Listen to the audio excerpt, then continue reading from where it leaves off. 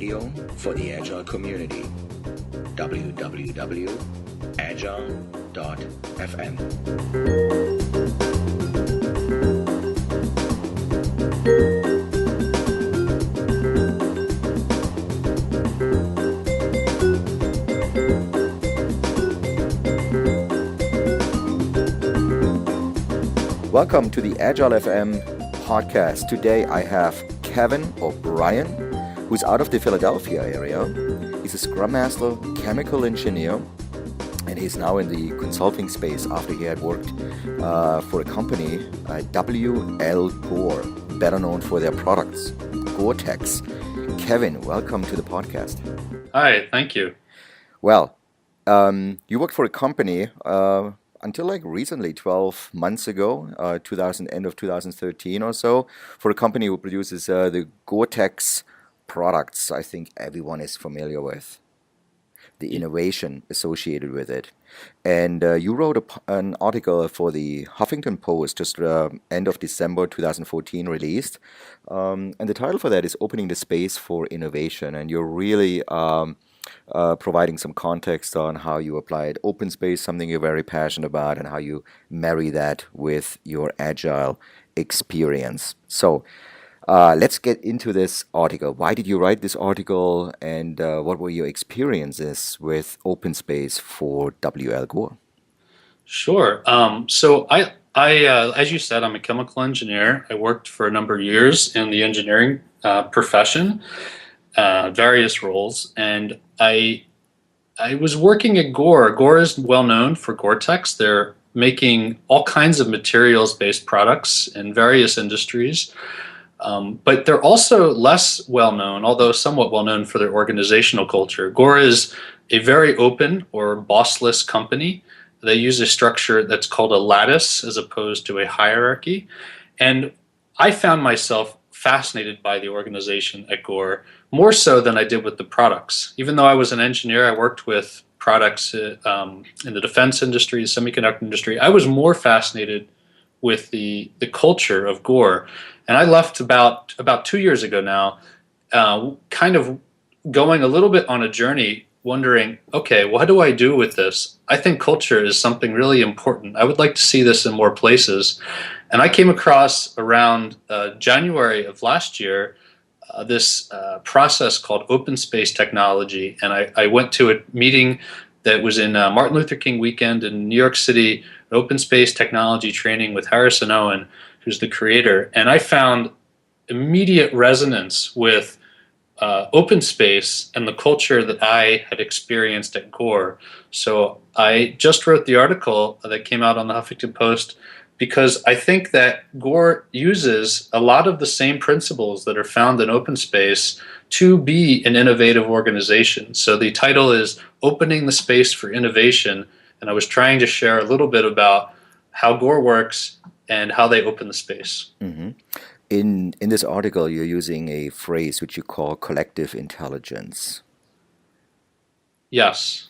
What does anybody need to picture here at Gore? What does that mean in terms of process work and how new products are being developed? I'm pretty sure there's lots of products at Gore. Not everybody's familiar with like those textiles. I think lots of us are wearing, right?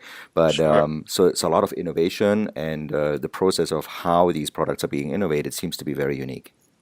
Yeah. So I would say in a traditional organization, you generally rely on the intelligence of one person or a few people, and for making decisions on what projects get executed, what products get developed. But in Gore, because there are no bosses, the organization is asking individuals to champion new projects and new products, and individuals in the organization are free and willing to commit. If they find the project interesting to them, they're willing to spend their time on it as long as the project seems to have real business value.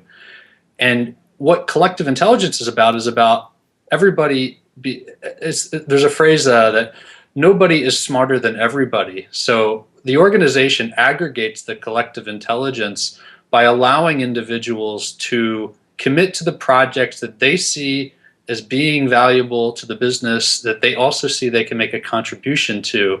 And if you are a product manager and you're championing a new project for a product that no one really supports, because you're a product manager and you have some business responsibility, people in Gore aren't just going to automatically support you. Mm. Gore would say that that's a benefit to the organization because the collective intelligence, the collective organization is smart and says this doesn't make sense. So even though you might have some responsibilities, some seniority, you still don't get to decide what is important. The organization ultimately decides. So if I had to picture this, it's almost like if I had an idea within Gore or within an organization structure like that, and I would need to make a case for that internally. It's almost like going public and trying to find an investor, whereas the investment is time from other people. Correct. Yeah, you need to make a case for why others might want to work on your project. And what's easy is that it's not like going to an investor and having to create a very formal presentation. Mm-hmm. You're really asking for time, and individuals are free to commit their time where they see fit. So if you have an idea, if you talk about it with other people and it seems to gain traction, it's pretty easy to go and get some support to start your project.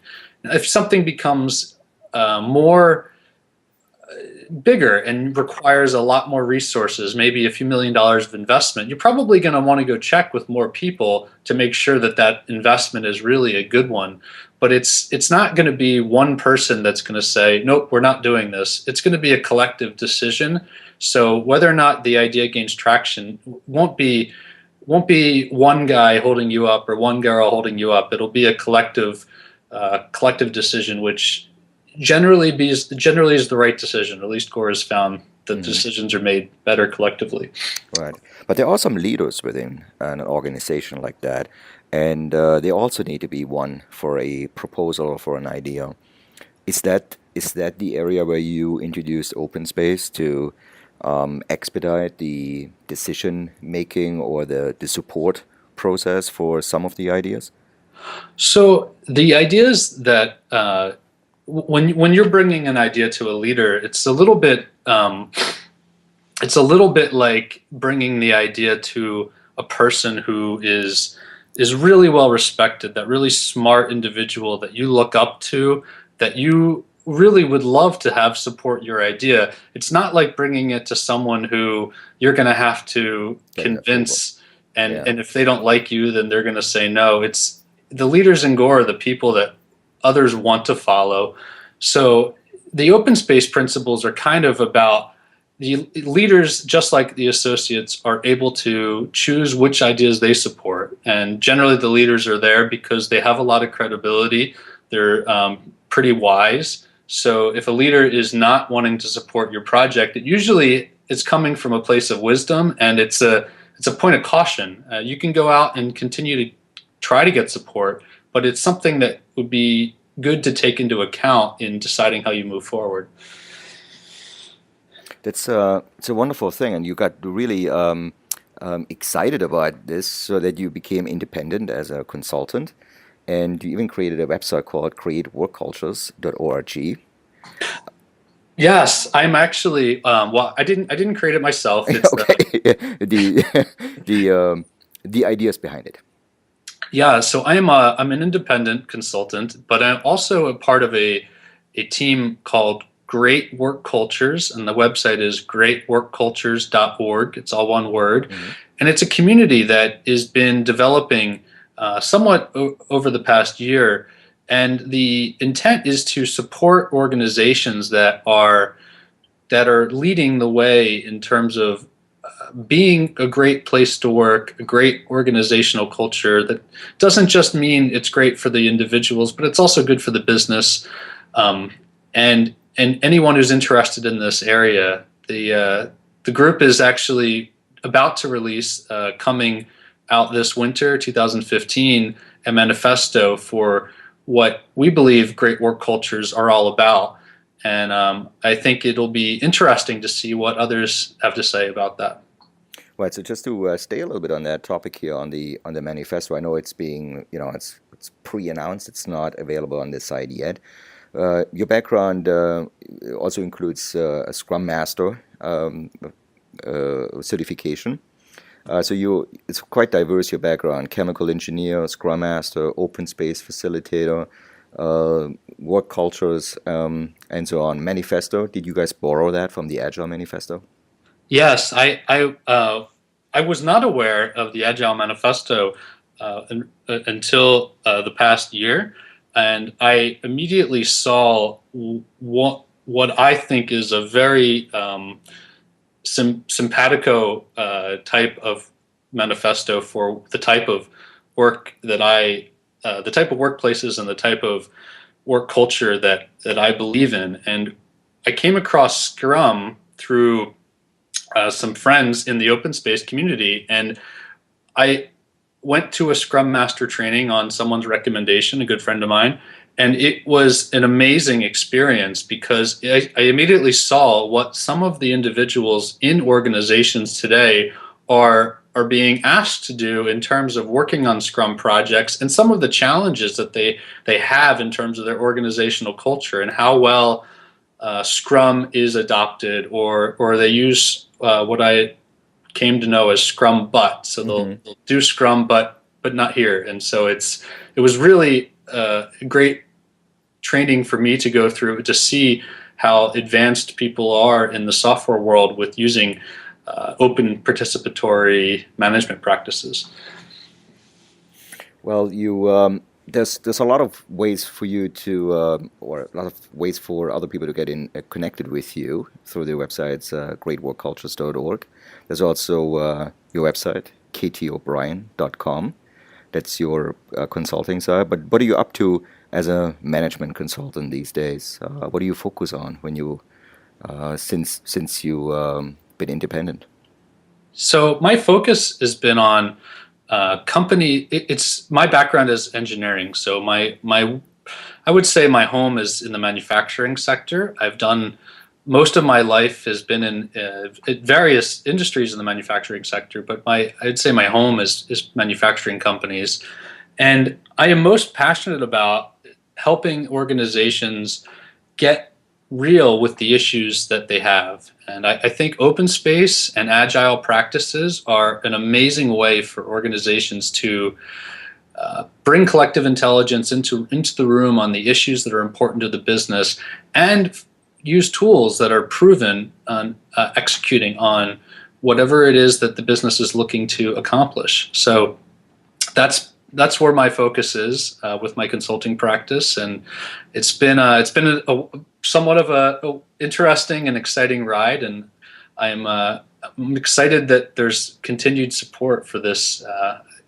field, and I sense a lot of sense a growing movement. So it's a fun time. What a great closing to this podcast here, Kevin, because there's so many people in the Agile community who navigate towards open space as a tool, as a technique. And you seem to have a different approach to this because you came out of the engineering world, open space, innovation, and have then found the Agile world. So these two worlds seem to meet somewhere. And I'm so excited to see what that manifesto will look like by the end of this year. What great work cultures will do for the organizations out there who are not organized like WL Gore these days. Yeah, me too. I think open space and agile are a wonderful marriage, and I'm happy to be a sibling or descendant of it. So I think I'm excited to be involved. Thank you so much for taking your time and sharing your experiences with everybody out there on Agile.FM. Thank you, Kevin. Thank you. Thank you for listening to Agile.FM, the radio for the Agile community. I'm your host, Joe Krebs. If you're interested in more programming and additional podcasts, please go to www.agile.fm. Talk to you soon.